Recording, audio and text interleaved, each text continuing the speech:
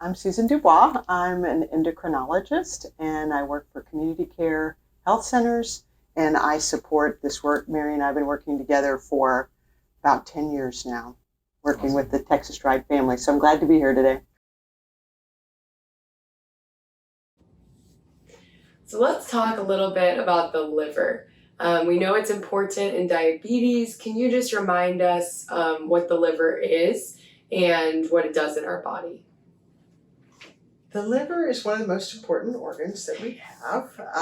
And the reason an endocrinologist would say that is because it helps as a storage for energy when we are fasting. So when we eat, we derive energy from our food, and that goes straight into the liver and is turned into an energy called glycogen or starch. When we are fasting, we can reclaim that and put it back into our blood to provide energy for the rest of our bodies.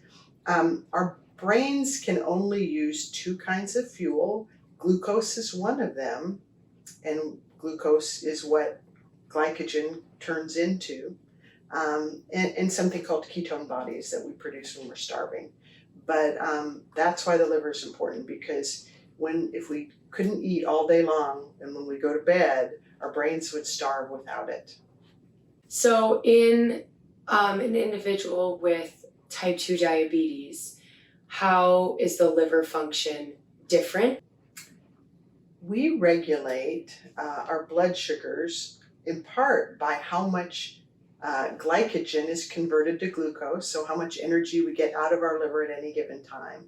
So when things are perfectly balanced in the normal physiology, what would happen is when I eat, I shut off liver glucose production, and then when I'm fasting, I turn it on.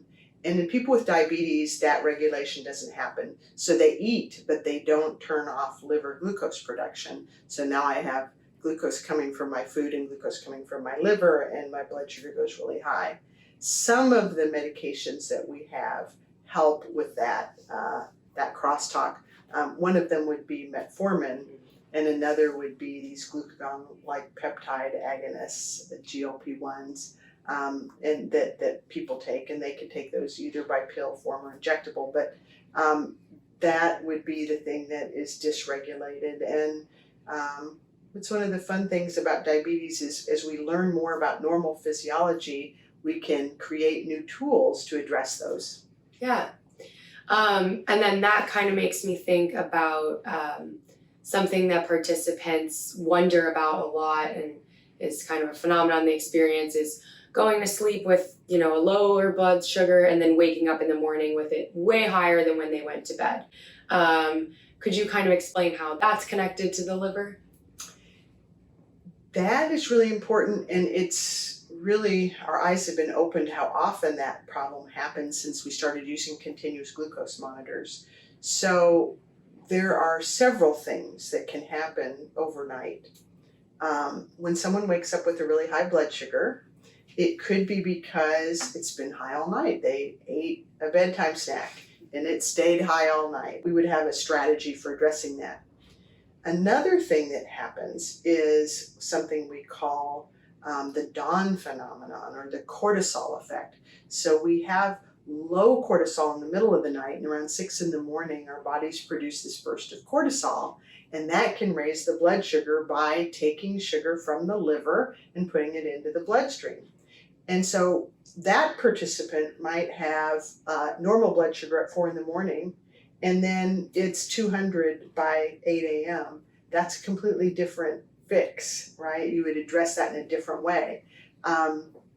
We might use a medication like metformin, or we might not worry a whole lot about it because the sugar is only high for a few hours. It's not going to cause a lot of trouble.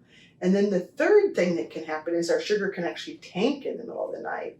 And it can be very low, dangerously low, and someone could sleep through that, and through their rescue hormones, which would be glucagon, cortisol, adrenaline, growth hormone, they could take sugar out of their liver.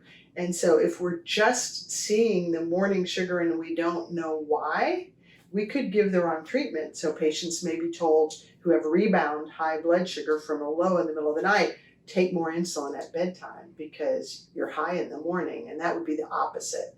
So I think we always need to figure out what's going on in a given patient. What might be a signal to them that they are having a trouble of low sugar in the middle of the night might be poor sleep, nightmares, waking up in a sweating, things of that nature.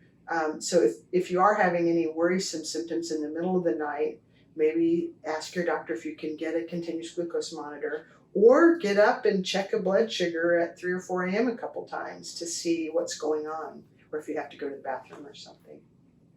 Thanks.